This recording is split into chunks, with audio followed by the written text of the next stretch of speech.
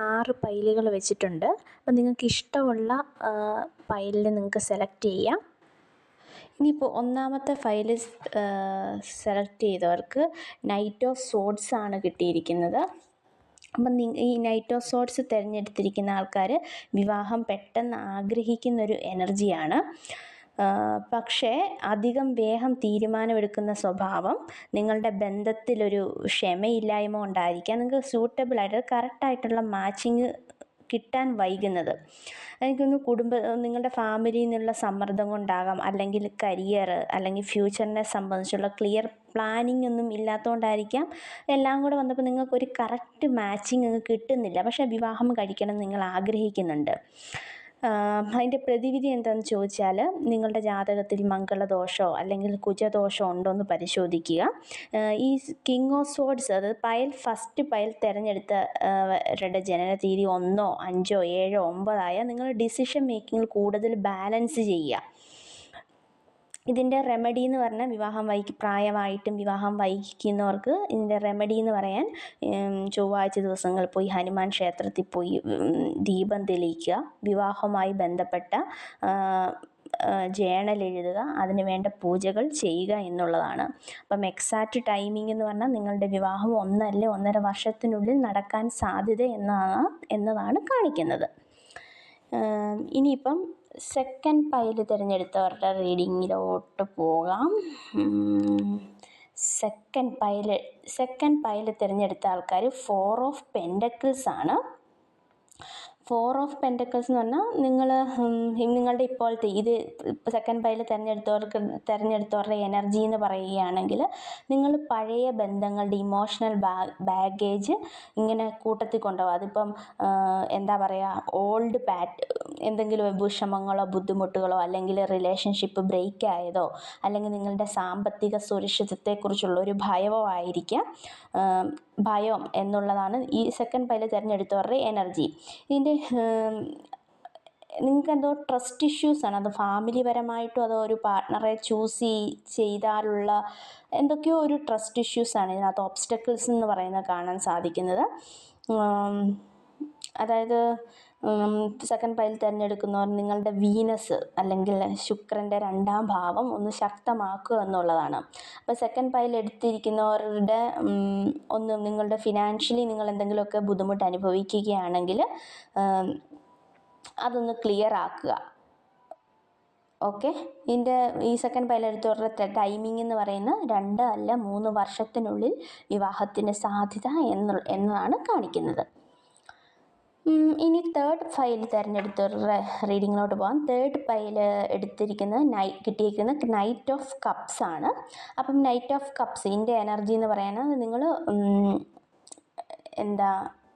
Romantic emotional ഒരു soulmate marriage എനർജിയാണ് ഇതിനകത്ത് കാണിക്കുന്നത്.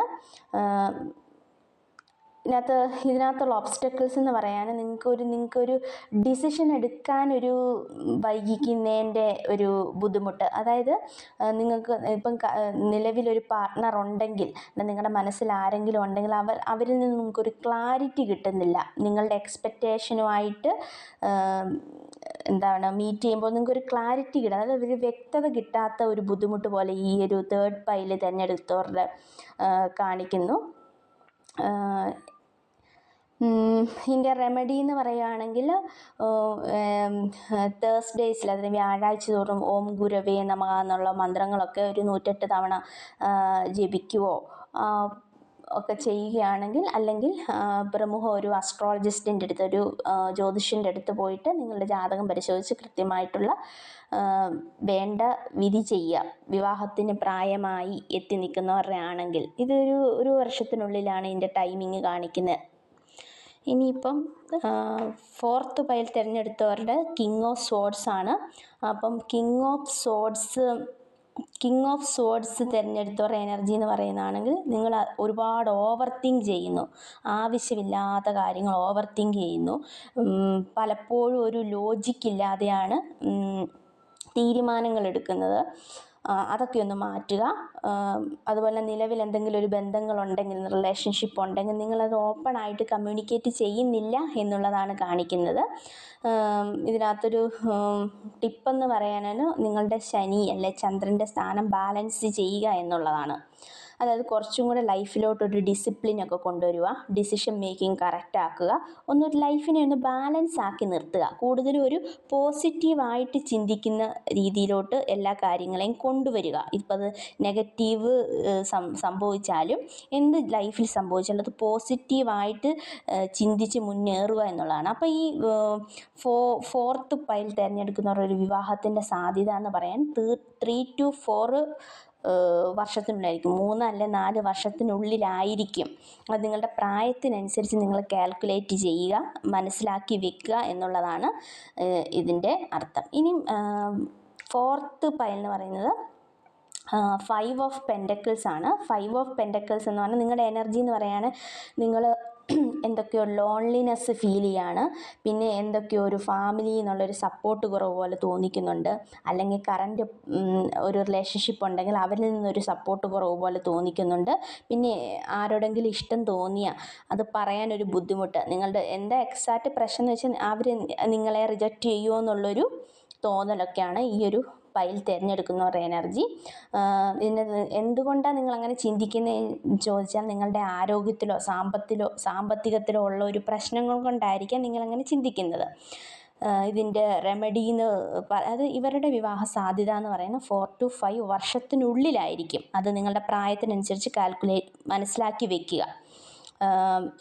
അതിന് പിന്നെ ഫ്രൈഡേയ്സിൽ ജ്യോതിഷപരമായി ടിപ്പ് പറയുന്നത് വെള്ളിയാഴ്ച ദിവസങ്ങളിൽ പോയി ദേവിയെ ആത്മാർത്ഥമായി പ്രാർത്ഥിക്കുക എന്നുള്ളതാണ്.